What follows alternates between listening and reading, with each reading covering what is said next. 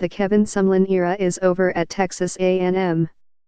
A tenure that began with Johnny Football, a win at Alabama and standout recruiting classes ended with the inability to sustain success, especially in SEC play. Texas A&M fired Sumlin on Sunday, and he departs with a 51-26 record in 6 seasons. Sumlin's firing opens up an upper-tier job in college football.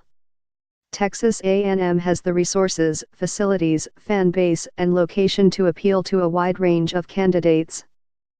Where do the Aggies go from here? ESPN's search firm is on the case.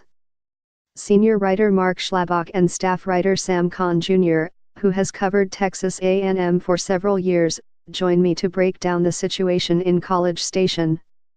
Adam Rittenberg: the Aggies have invested greatly in the facilities, they get the SEC money, and, obviously, they're close to a lot of recruits. But you do wonder why they have not won big consistently? That colors my view of the job a little bit, but it does seem to have everything else going for it with the fan base, the boosters, the location. It's definitely one of the top 4 or 5 jobs in the SEC. Sam Kahn Jr.: it's a good job. One of the top 10 jobs in the country? I don't know. It might be right on the cusp of that. It's a difficult job because of being in the same division as Alabama and LSU.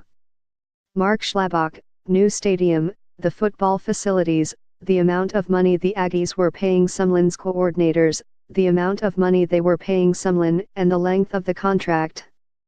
Other than maybe California and Florida, Texas is the most attractive state for the recruiting base. Other than having to contend with Nick Saban, there are not many drawbacks, other than maybe some boosters and trustees who have their fingers in the football pie a little bit too much.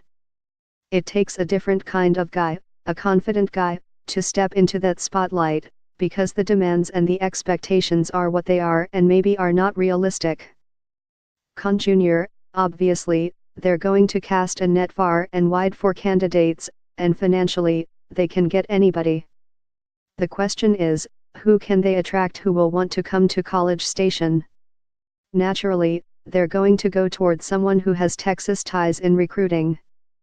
To match that Alabama and LSU talent, you need someone who can own the state of Texas and can go head-to-head with Tom Herman over in Austin and fend off Nick Saban and Ed Orgeron. I don't know if they prefer a defensive, or offensive-minded guy. Schlabach: it has to be a proven head coach with a track record of winning championships. I don't know if it has to be a guy with Texas ties, but it has to be a guy able to recruit the state. I don't know if it's an offensive guy or a defensive guy. It just has to be a guy who has won, and won big. Kahn Jr.: I don't think the Texas thing is a deal breaker. At this point, they want someone who can get them to an SEC championship. That is what they spent all this money for. That's the one thing they're missing. They want someone who has proven himself to a degree beyond what Kevin Sumlin had proven. Sumlin did a great job at Houston and took it to great heights, but there are very few guys at the group of 5 level whom, I think, they would take a risk on.